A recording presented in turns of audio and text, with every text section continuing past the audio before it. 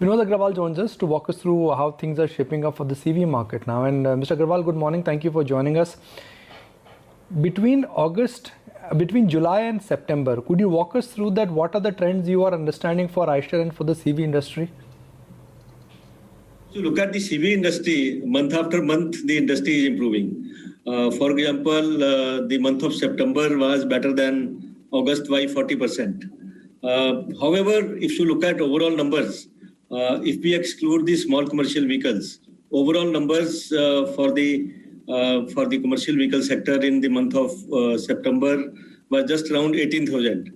Now, this is against normal, if you look at 2018-19, the average numbers were 45,000. So against 45,000, we are still at 18,000. And overall, first 6 months, excluding the small commercial vehicles, the industry size is just around 50,000. So the market size per se is very, very small, even though we are looking at the improvements happening month after month.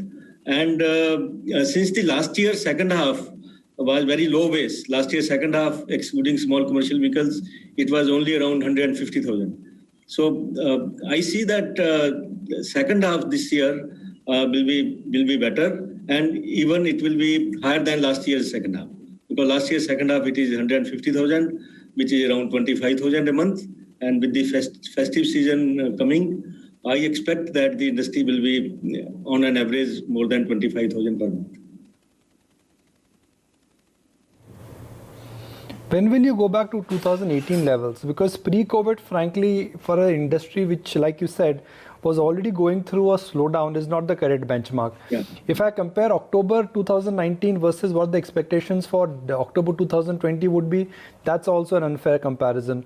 So I'll have to go back to 2018 levels where there was no economic slowdown and where there was no pandemic-induced slowdown. When will you go back to those levels? If you look at the overall historic perspective, 2 years back when the axle loads payload norms were increased, that was one reason of the drop in the industry last year. And then, of course, there were a lot of retail financing constraints. However, after this BS6, I think as far as the payload norms are concerned, the design of trucks have been improved. So now the new trucks, BS6 trucks, they are better equipped to take on the additional payloads. Similarly, I think retail financing, even though still it is a concern, but then that concern is, I would say, it's coming down day after day. Now when it will go back to 18-19 levels, I think that depends on how fast the sentiments become positive. Because the good thing is that last 2 years, the replacements have not happened. If you look at this industry driven by replacement market, for example, every 4 to 6 years, the trucks change hands. Like the big fleet operators, they replace trucks every 4 to 6 years. However, last 2 years, like if you look at 1920, the industry had dropped 40%. That was even before COVID. And this year, again, the industry is very, very low. So therefore, the replacements have not happened. So there is a lot of pent-up replacement demand. Now, when the replacement will start happening, that depends on when the sentiments become positive. Now, positive thing is that the sentiments are becoming positive now. And we have seen very bad GDP numbers in Q1. And Q2 are also expected to be negative GDP. But going forward, I expect that Q3, Q4, we will have some, maybe Q4 will be positive, Q3 may still be negative. So therefore, if the sentiments become positive, we start seeing the replacement demand. And if we look at the infrastructure sector, if the government keeps on pushing the investments in infrastructure sector, and then of course there are some other positive signals, for example, e-commerce sector demand or demand coming from the rural economy. I think these are all the positive sectors, positive sentiments. So therefore, I expect that the things will start improving now on, and maybe next 2 years, it may go back to 18-19 levels. Sure. Mr. Aggarwal, to what extent extent can the scrappage policy offset the impact of the increase in axle load norms, the introduction of BS6 vehicles, and of course the COVID-related downturn as well? Are more measures, would you think, needed to revive the sector? Definitely the measures will help, but at the same time, industry has to stand on its own. Therefore, if the scrappage policy comes, that will definitely help. Similarly, if there are some more fiscal measures, that will help the industry, which is already down quite a lot. But at the same time, if the economy is doing well and if there is a demand for movement of goods and services, then of course the sector will grow. Because as such, currently the numbers are very, very low, and the market has to go back to the earlier levels. So there is no doubt on that. Now, how much time it takes, that's a matter of judgment. But I would say, as I mentioned, around 2 years' time. And scrappage policy, if it comes, that will help. But then scrappage policy has to be incentive-based scrappage policy. Since it is not going to be mandatory scrappage of vehicles, it is only going to be voluntary. And if it has to be a voluntary scrappage policy, it means you have to create enough cash flows in the hands of the person who is driving these old trucks. So he must get enough cash flow, which is sufficient to get a better old truck. For example, someone is running 15-year-old truck, and if he has to replace, he will get the money by scrapping the truck. He will get the money, maybe some money from incentive, and some money he might get from the additional discount which the manufacturers are expected to give. So these three cash flows should be enough for him to buy a better truck. For example, if you have to buy a 8-year-old truck or 10-year-old truck, then he would need that money, and that money will get created from these three channels. So scrappage policy, if it is shaped properly, then of course I'm sure it will help the industry. Sure. Mr. Aggarwal, to a point that you were earlier as well reiterating towards, the pandemic has also reduced the availability of financing as lenders are now exercising caution, particularly, when it comes to weaker borrowers, that form a very significant customer base for commercial vehicles. Are vendors and dealers facing any financing related challenges like, fleet owners are? And how's the financing situation really across the country, if you could give us some color on the same? Financing situation is tough because a lot of these fleet operators or dealers, they are under stress because the business has not happened and some of them have taken the moratorium. So wherever these customers or the dealers have taken the moratorium, there I think they are having more difficulty in getting the financing.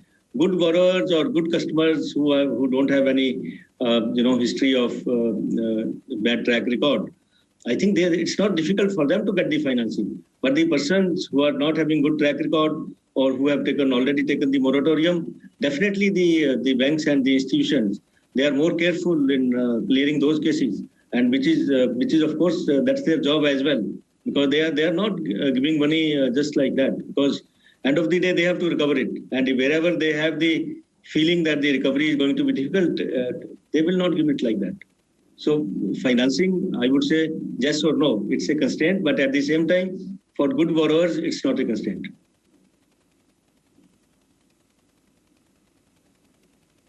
Mr. Aggarwal, give us a sense as to what the outlook is on the integration with Volvo Bus, what the plan is to expand in this segment, the kind of volumes as well that you're targeting, and how you see this integration helping VECV?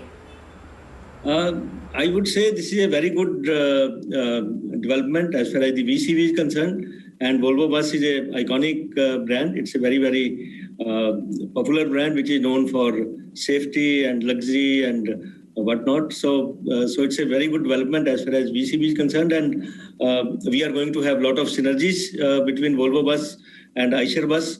There will be manufacturing technology synergies, and we are going to have access to the Volvo Group technology for buses, and we will be able to come out with more models. For example, if you look at Eicher buses, our price range goes up to around 35-40 lakhs, whereas Volvo Bus starts from 1 crore. Therefore, there is a complete space which is available between 40 lakhs and 1 crore. Now, that is the space where we will be able to introduce buses by creating more synergies. And then, of course, there will be synergies in cost reduction because we will be able to combine the material cost, materials requirements for both these brands, and we will be able to reduce the costs. So there will be a lot of synergies going forward. And we are going to do the closing shortly within next few days. And after that, the work will start on realizing these synergies. Staying with him? You know, what do you think is going to be the future in terms of the key trend as it kicks in meaningfully? Do you think it will be M&HCVs that will lead the rebound, or will it be LCVs that will gain more traction? As of now, LCVs are doing better than the M&HCVs. But at the same time, commercial vehicles, basically the rebound is always driven by the HCVs because that's the big ticket item and that's the very large industry size. So therefore, I think it's very important for the industry that the M&HCVs start growing.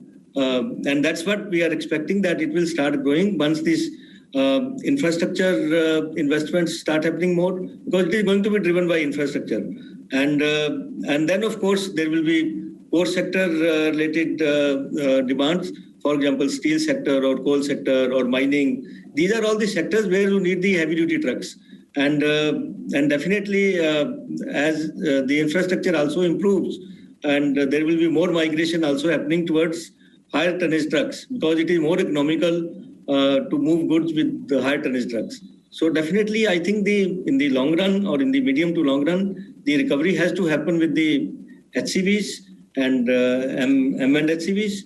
And currently, of course, the small commercial vehicles are doing better than the light commercial vehicles, and light commercial vehicles are doing better than the medium commercial vehicles or heavy commercial vehicles. So therefore, currently, it's the light and medium, light commercial vehicles. But however, future, it has to be heavy commercial vehicles.